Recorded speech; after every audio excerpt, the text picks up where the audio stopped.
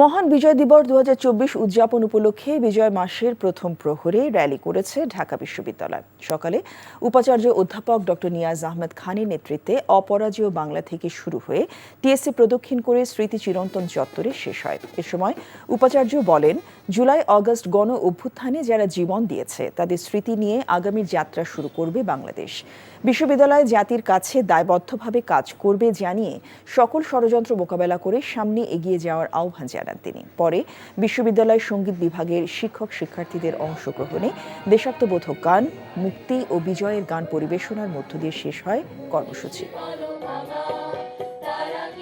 এই গণ অভ্যুত্থানের পরিপ্রেক্ষিতে আমাদের এখন দায় এবং দায়িত্ব অনেক বেড়ে গেছে। আমাদের পিছনে যাবার আর কোনো পথ নেই।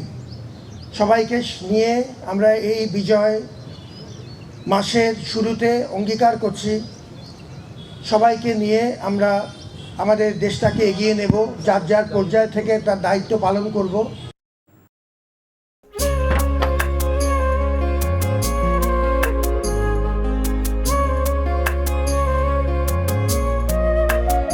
এটা আমাদের ঘর, আমরা দুজন মিলে সবকিছু গোছাবো।